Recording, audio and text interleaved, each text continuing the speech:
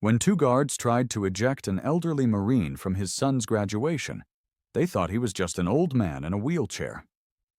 What happened next, when four SEALs walked in, left the entire auditorium speechless. I've seen a lot in my 67 years. Jungles lit up with gunfire, hospital rooms that smelled of antiseptic and despair, and faces that looked at me like I was less than a man because of my skin or the wheelchair I've called home for decades. But nothing, not a single moment, prepared me for the sting of being told I couldn't sit in a high school auditorium to watch my boy, Devin, graduate.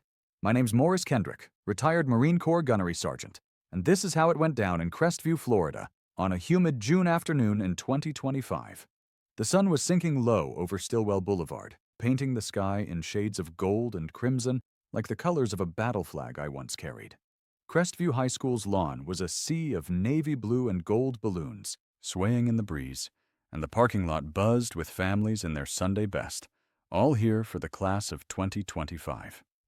I'd driven 3 hours from Defuniak Springs, my old bones aching from the trip, just to see Devin walk across that stage. My youngest, my pride, 18 years old with a scholarship to Florida State and a smile that could light up a bunker. I wasn't about to miss this, not for anything. My daughter, Latoya, was with me, pushing my wheelchair over the uneven asphalt of the parking lot. She's 35, a nurse with a heart as big as her temper, and she was muttering under her breath about the lack of proper ramps. "They call this accessible?" she said, her voice sharp as she maneuvered me past a pothole. "Daddy, you sure you're okay? I can go get someone to fix this mess." "I'm fine, baby girl," I said, patting her hand. My voice carries a rasp now, a souvenir from years of shouting orders over artillery fire. "Just get me inside. I'm here for Devin." She nodded, her eyes scanning the crowd like a hawk, always watching out for me. I adjusted the bronze pin on my Navy suit, a small eagle and anchor, my only nod to 22 years in the Corps, including 2 tours in Vietnam that left me with scars, inside and out. The suit was a little tight, but I'd worn it for every big moment in my kids' lives. Latoya's nursing school graduation, my eldest son's wedding. Today, it was for Devin. I'd promised him I'd be front and center. And Maurice Kendrick doesn't break promises. The auditorium was a hive of noise when we rolled in, the air thick with perfume, hairspray, and the rustle of programs. Rows of folding chairs stretched across the polished floor, packed with parents snapping photos, grandparents dabbing their eyes, and kids running around in caps and gowns. I caught a glimpse of Devin near the stage, his lanky frame draped in navy blue, laughing with his classmates. My chest swelled. God, that boy was my heart walking outside my body. Latoya found the handicapped section near the front, a small row of empty spaces with a faded sign that read Ada Reserved. I settled in, my hands resting on the armrests, feeling the familiar ache in my back where shrapnel had torn through me in '72. Latoya sat beside me, her phone out, scrolling through messages from her hospital shift. "You want water, Daddy?" she asked, her voice soft but firm, like she was ready to march into battle for me. "I'm good," I said, my eyes fixed on the stage. The ceremony was 10 minutes away, and I could feel the anticipation building, like the calm before a firefight. I was just another proud father, blending into the crowd, or so I thought. Then they came for me.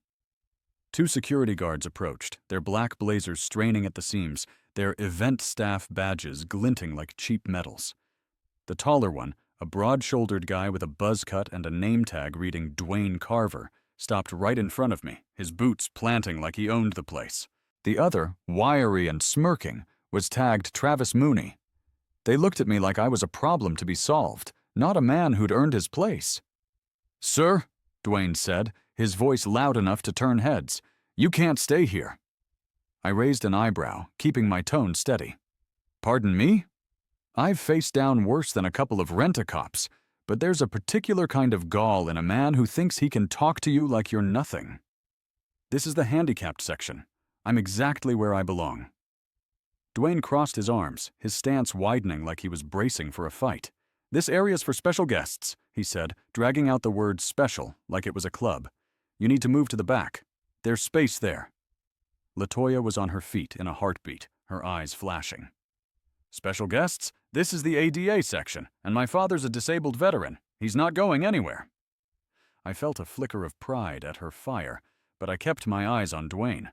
Travis stepped closer, his smirk widening. "Look, ma'am, we got orders. This spot's for VIPs, school board, donors, people like that. You can't just claim it because he's in a chair." The words hit like a slap, not just to me, but to every scar I carry, every night I spent wondering if I'd see my kids grow up. I gripped the armrests, my knuckles tightening, but I kept my voice calm. "I'm here to see my son graduate," I said. "I'm not causing trouble. I'm in the right spot." Dwayne leaned down, his face too close, his voice dropping but still loud enough for the folks nearby to hear. "Listen, old man, we're not asking. Move, or we'll move you." Old man. The phrase stung more than it should have.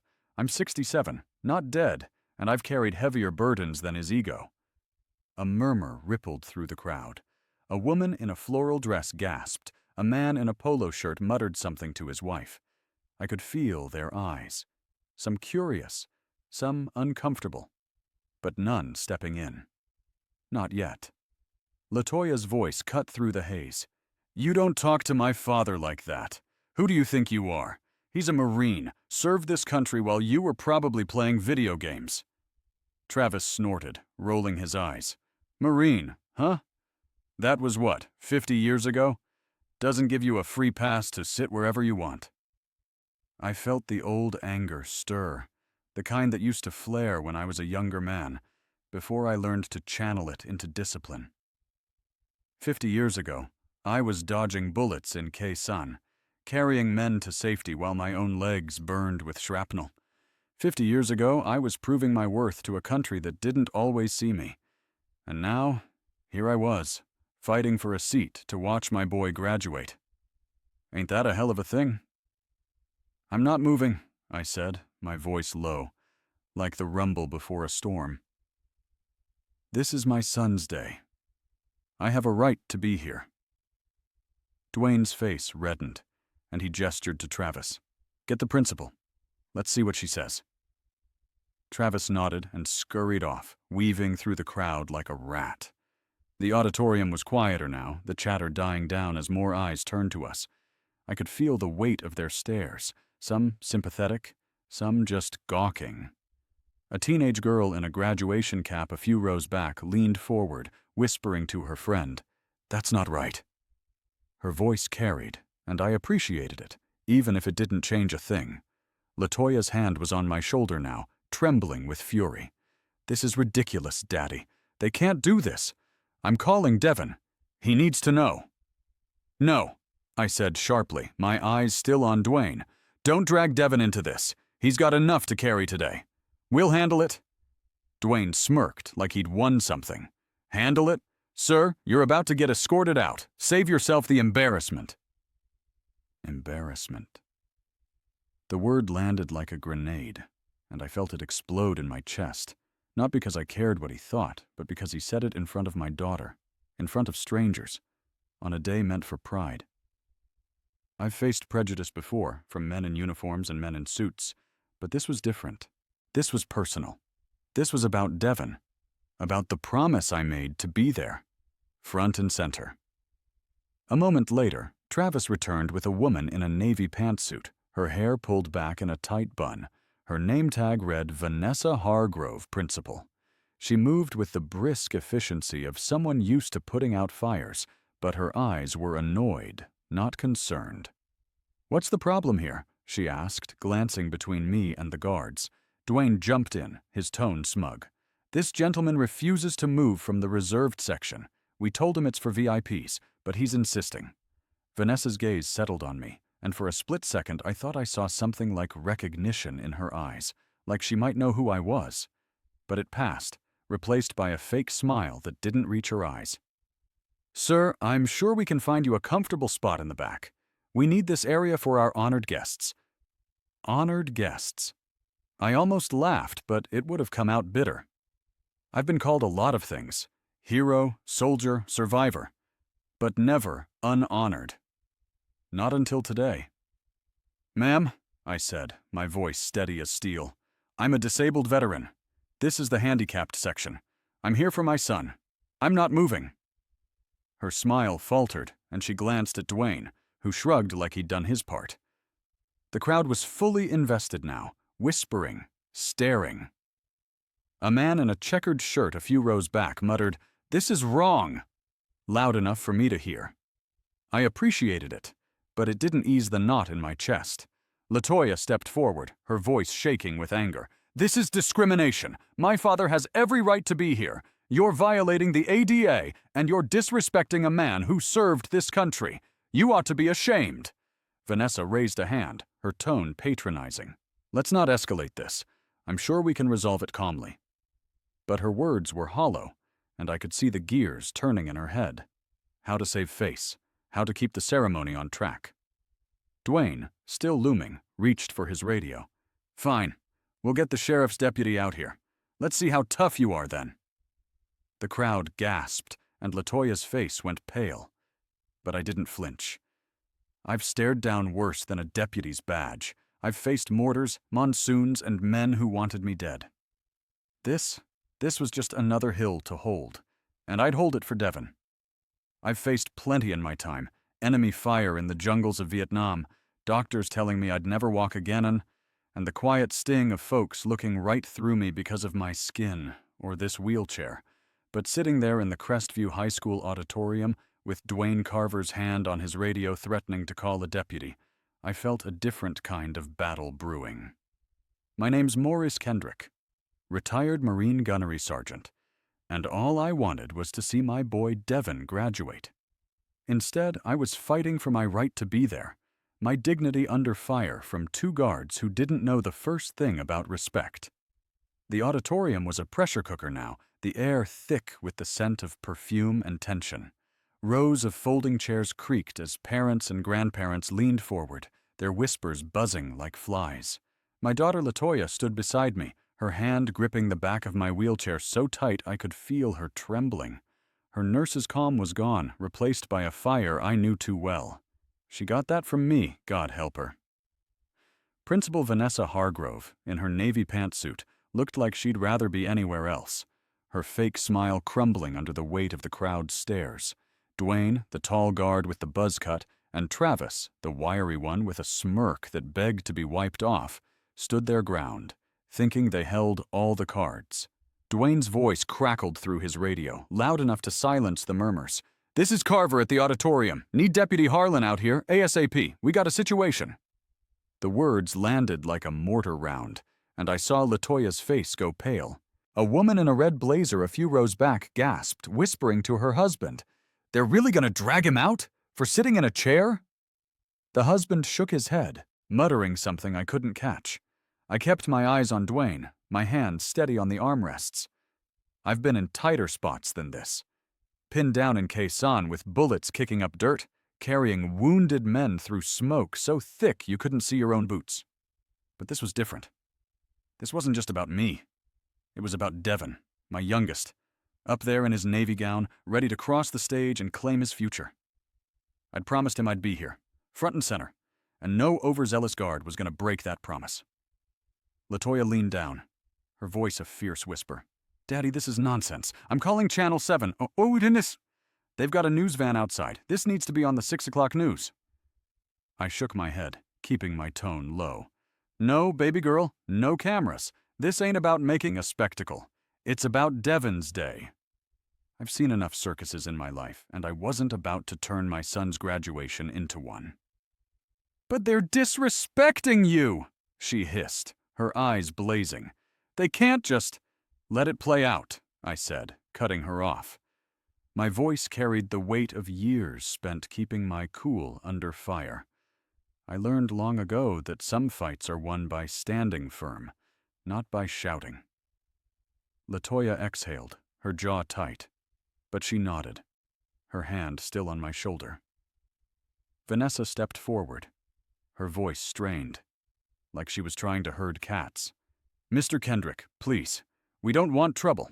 If you just move to the back, we can start the ceremony on time. Think of the students." I met her gaze, my voice calm but edged with steel. Ma'am, I am thinking of my student, my son.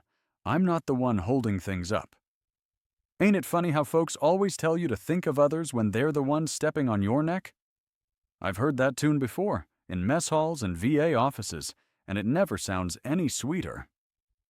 A ripple of agreement passed through the crowd. A woman in a floral dress called out, "Let the man stay! He's not hurting anybody!" Her voice was shaky but loud, and a few others nodded, their murmurs growing bolder. Dwayne shot her a glare, and she shrank back. But the spark was lit. Travis, the smirking guard, leaned in, his voice dripping with condescension. "You heard the principal. You're delaying the whole thing. You want your kid to miss his moment because you're too stubborn?" Stubborn. The word hit like a slap, and I felt my jaw tighten. I've been called worse. By drill instructors, by men who didn't come home, by doctors who thought I'd give up. But stubborn, that's just a polite way of saying I don't bend when I'm right. "I'm here for my son," I said, my voice low, like the rumble of a tank. "If that's a problem, you take it up with someone who cares." LaToya was done holding back. "Don't you dare call my father stubborn. He's a Marine who lost his legs for this country. You're the ones making a scene, not him." Travis rolled his eyes like her words were flies to swat away. "Marine, huh? That was a lifetime ago. Doesn't mean you get to park wherever you want." I felt the old anger stir, the kind that used to flare when I was young, and thought fists could solve what words couldn't. A lifetime ago, I was dodging mortars, carrying men to safety, proving my worth to a country that didn't always see me. Now, here I was, fighting for a seat in a high school auditorium. Ain't life a hell of a thing?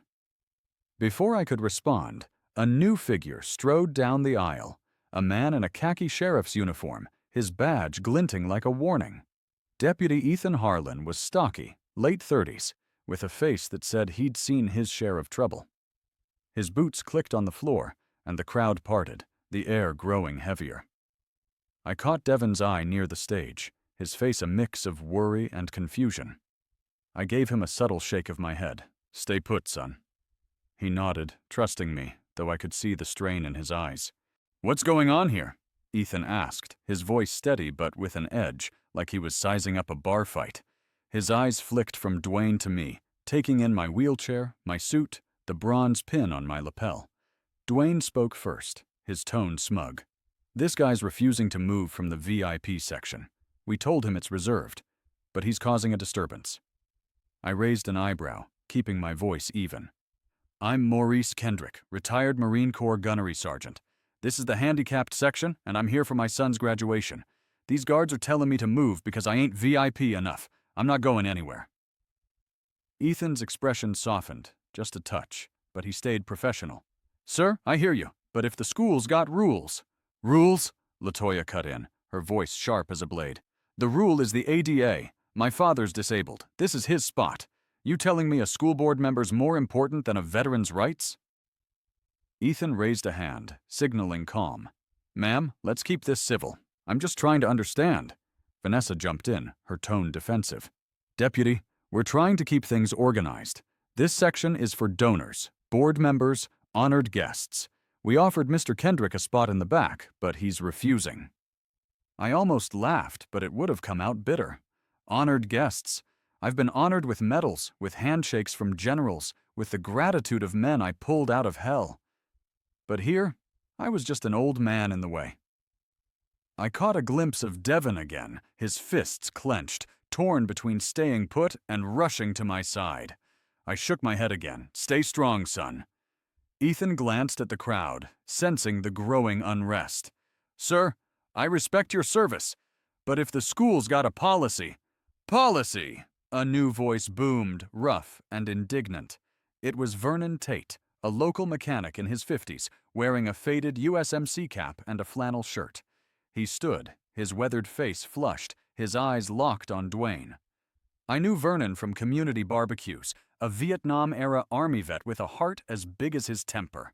"This man's a Marine who gave more than any of us. You're gonna kick him out of his son's graduation? That's your policy." The crowd erupted, murmurs turning to shouts. "Let him stay," a man called. "This is wrong," a woman added. Vernon's words were like a match to dry grass, and I felt a flicker of hope, though I kept my face steady. Dwayne stepped toward Vernon, pointing. "Sir, sit down or you're out too." Vernon didn't flinch. "Try me, kid. I was in Da Nang when you were in diapers." I couldn't help a small smile. Vernon always did have a way with words. The tension was electric now, the crowd feeding off it. Ethan raised both hands, his voice firm. "Everyone, calm down. No one's getting kicked out until we sort this." But Travis, emboldened, pushed forward, his voice dripping with scorn. "Sort what? This guy's holding up the whole ceremony. If he's such a big-shot Marine, where's his proof? Anyone can claim they're a vet." The crowd gasped, and I felt LaToya stiffen beside me. Proof? After all I've given, all I've lost, this kid wanted proof. I reached into my suit pocket, my fingers brushing the worn leather of my wallet. With slow, deliberate care, I pulled out my military ID, the edges frayed, the Marine Corps emblem faded but unmistakable. "This proof enough?" I asked, holding it up, my voice cutting through the noise. Travis faltered, his smirk fading, but Dwayne doubled down. "That don't change the rules. You're still in the wrong section." I shook my head, almost amused. Rules? I've followed rules through hell and back.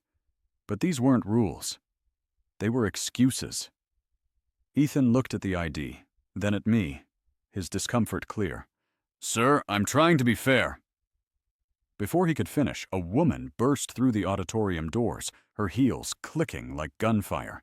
She was late 40s, in a crisp business suit, her hair in a tight ponytail.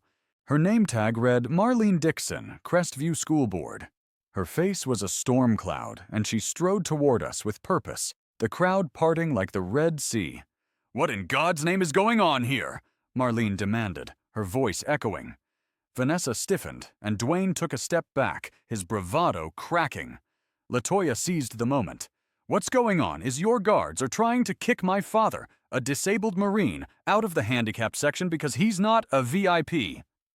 Marlene's eyes narrowed as she looked at me, then at the guards. "Is this true?" she asked, her tone sharp enough to cut glass. Vanessa stammered, "We're just following protocol." "Protocol?" Marlene snapped. "You're prioritizing donors over a veteran in a wheelchair? At a public school?" The crowd roared, shouts of "Shame!" and "Let him stay!" filling the air. The students near the stage started chanting, "Marine! Marine!" Devin watched from the wings, his eyes locked on me, torn between pride and fear. I gave him another nod. "Hold fast, son." Marlene turned to Ethan. "Deputy, do you see a crime here? Because I sure don't." Ethan shook his head, clearly relieved. "No, ma'am, just a misunderstanding, I think." "Then why is this man still being harassed?" Marlene pressed, her voice rising. She looked at me, her expression softening. "Sir, I'm sorry for this. You have every right to be here." I nodded, keeping my face neutral. "Thank you, ma'am. But I'm not here for apologies. I'm here for my son." Marlene's lips tightened, and she turned to Vanessa. "Fix this, now!" Vanessa opened her mouth, but Dwayne muttered, just loud enough for me to hear, "This is still nonsense. He's just milking his vet status." The words were a match to gasoline. The crowd exploded, Vernon surging forward, pointing at Dwayne. "You little punk! Say that again!" Parents shouted, students cheered, and Ethan stepped in, trying to restore order. I raised a hand, my voice cutting through the chaos like a blade. "Enough!" The word wasn't loud, but it carried the weight of a man who'd commanded men through fire. The crowd quieted, and even Dwayne froze, caught off guard. "I don't want to fight," I said, my eyes sweeping the room. "I just want to see my boy walk that stage. If that's too much, then you tell me what I fought for." The silence was heavy, my words sinking in. Vanessa looked away, Travis studied the floor, and Marlene nodded, respect in her eyes. But Dwayne's jaw tightened, and I knew this wasn't over. I've stared down death in the jungles of Vietnam, felt the weight of a country's gratitude and its indifference, and carried scars, seen and unseen, for 67 years. But nothing, not a single moment prepared me for the silence that fell over the Crestview High School auditorium after I spoke. My name's Maurice Kendrick, retired Marine Corps gunnery sergeant, and I just laid my heart bare. If that's too much, then you tell me what I fought for. The words hung heavy, like the smoke after a firefight, and every eye in the room was on me. Parents, students, teachers, all waiting to see what came next. I sat in my wheelchair, my navy suit creased from the tension, my bronze pin catching the light, a quiet reminder of the man I'd been, and still was. The auditorium was a pressure cooker, the air thick with the scent of wax polish and anticipation. My daughter Latoya stood beside me, her hand still gripping my wheelchair, her nurse's composure shattered by the fire in her eyes. Principal Vanessa Hargrove, her face pale, looked like she'd been caught in a crossfire she didn't expect. Dwayne Carver, the tall guard with the buzz cut, stood frozen, his hand still on his radio, his muttered words. He's just milking his vet status. Echoing in my mind like a challenge. Travis Mooney, the wiry one, stared at the floor, his smirk gone. Deputy Ethan Harlan, caught in the middle, shifted uncomfortably, his badge glinting like a warning he no longer wanted to give.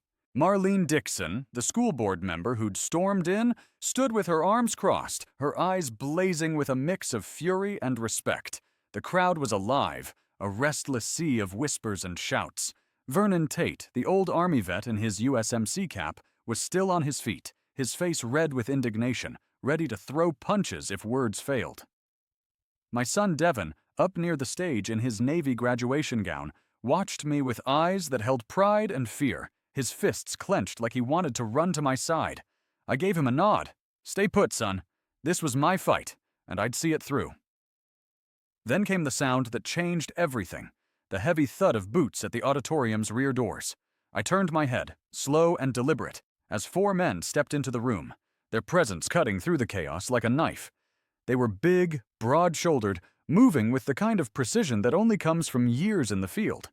Dressed in civilian clothes, jeans, button-down shirts, worn boots, they carried themselves like warriors, even without uniforms. The leader, a man with close-cropped gray hair and a scar running along his jaw, had a black duffel bag slung over his shoulder. His name tag read Siem Dr. Roland Vance, USN, Retioy. Behind him were 3 others, their faces etched with the kind of resolve you earn in combat. Lieutenant Javier Ortiz, Chief Petty Officer Desmond Perry, and Senior Chief Nathan Brooks. Navy SEALs, retired but still radiating the kind of strength that makes a room go quiet. The crowd parted as they approached, their boots echoing on the polished floor. I caught Roland's eye, and a flicker of recognition passed between us, a memory of jungles and blood and promises made under fire. I hadn't seen him in decades, but some bonds don't fade. Latoya leaned down, her voice a whisper. "Daddy, who are they?" I didn't answer, just kept my eyes on Roland. The crowd was silent now, every whisper stilled, every head turned. Even Dwayne and Travis seemed to shrink, their bravado wilting under the weight of the newcomer's presence. Roland stopped a few feet from me, his voice deep, steady, like a commander addressing his men. "Gunnery Sergeant Kendrick," he said, a faint smile tugging at his lips. "Didn't think I'd find you fighting a battle in a high school auditorium." I nodded, keeping my composure. "Commander Vance, been a long time." My voice was calm, but inside, my heart was pounding, not with fear, but with the kind of gratitude you feel when an old friend steps into the fray. I wasn't alone anymore, and that meant something. Vanessa, regaining her nerve, stepped forward, her tone cautious. "Gentlemen, this is a private event. Can I help you?" Roland turned to her, his smile polite, but cold. The kind you give someone who's already lost and doesn't know it. "Ma'am, we're here for Gunny Kendrick. Seems he's being asked to leave his son's graduation. I'd like to know why." Dwayne opened his mouth, but Travis beat him to it, his voice shaky. "This ain't your business. He's in the VIP section, and he's not supposed to be here." Javier Ortiz, the youngest SEAL with sharp eyes and a lean frame, stepped forward, his voice low but cutting. "Not our business? You're talking to a Marine who earned a Bronze Star for pulling men out of a burning chopper under fire. You think you get to decide where he sits?" The crowd gasped, whispers rippling like a wave. A woman in a red blazer whispered to her husband, "Bronze Star? Did you hear that?" Devin, near the stage, straightened, his eyes shining with pride, though I could see the tears he was holding back. I hadn't told my kids much about Vietnam. Not the blood, not the medals, not the nights I woke up screaming. Some things you bury, not because you're ashamed, but because you want your kids to see the future, not the past. Vanessa stammered, her face ashen. I wasn't aware of his service record." "This is a misunderstanding." "Misunderstanding?" Desmond Perry, a burly SEAL with a shaved head, cut her off, his voice booming like artillery. "You've got a disabled veteran in a wheelchair trying to watch his kid graduate, and your guards are threatening to drag him out. That ain't a misunderstanding. That's disrespect." The crowd erupted, applause and shouts filling the air. Vernon Tate clapped loudly, his USMC cap tilted back as he yelled, "Damn right!" The students near the stage started chanting, "Marine! Marine!" joined by parents, grandparents, even a few teachers. I felt a lump in my throat, not for the cheers, but for the reminder that some folks still understood what sacrifice meant. Dwayne, his face red, tried to salvage his pride. "We were just following orders." "Orders?" Nathan Brooks, the grizzled senior chief with a beard like steel wool, interrupted, his voice dripping with scorn. "I've followed orders through hell. Fallujah, Ramadi, places you can't even spell. Orders don't mean you get to humiliate a man like Kendrick. You should be saluting him." I almost smiled at that. Almost. I've never been one for salutes, but I appreciated the sentiment. Marlene Dixon, who'd been watching silently, stepped forward, her voice sharp. "Enough? Mr. Carver, Mr. Mooney, stand down. Now." Dwayne hesitated, his jaw tight, but Travis backed away, his hands up like he was surrendering. Ethan Harlan nodded to Marlene, clearly glad to be out of the spotlight. "I think we're done here," he said, stepping back. But Roland wasn't done. He turned to the crowd, his voice carrying the weight of a man who'd led teams through chaos. "This man," he said, pointing to me, "served with me in '72. Khe-san. He carried me out of a firefight when I took shrapnel to the leg, saved my life and 3 others, before he got hit himself. That's who you're trying to kick out today." The silence that followed was heavier than any I'd ever known. Parents wiped tears, students stared wide-eyed, and even Vanessa looked away, her face flushed with shame. Devin broke ranks, pushing through the crowd to kneel beside me, his voice choked. "Dad, I didn't know." I placed a hand on his shoulder, my voice soft but steady. "You don't need to know, son. You just need to keep going." I'd never wanted my kids to carry my burdens, only my pride. Vanessa stepped forward, her voice trembling. "Mr. Kendrick, I'm so sorry. This was a mistake. Please stay where you are. We'll make this right." I looked at her, my face calm but unyielding. "I don't need apologies, ma'am. I just need to see my boy walk that stage. I've heard enough apologies in my life. Empty words from folks who didn't mean them. What I wanted was simple, my son's moment uninterrupted." Marlene nodded, her voice firm. "And you will. Guards, you're dismissed. Deputy, thank you." Dwayne and Travis slunk toward the exit, their heads down as the crowd jeered softly. Ethan tipped his hat to me and followed, his job done. Roland and the SEALs took seats nearby, their presence a quiet shield. The crowd settled, the lights dimmed, and Vanessa hurried to the stage, signaling for the ceremony to start. As the music swelled and the first names were called, I sat tall, my hands folded, my heart full. I hadn't come for recognition or revenge. I'd come for Devon, and no one, not guards, not principals, not outdated rules, could take that from me. When Devon's name rang out, the crowd roared. He crossed the stage, his diploma in hand, and paused to salute me, his eyes shining. I returned the salute, my own eyes wet, though I'd never admit it. The auditorium thundered with applause, not just for Devon, but for the fight I'd won. Not with fists, but with dignity. Roland leaned over, his voice a whisper. "Still a hell of a Marine, Kendrick." I smiled, just a little. "Just a father today, Vance. Just a father." The cheers faded, but the silence that followed spoke louder than any words. I'd held my ground, and that was enough.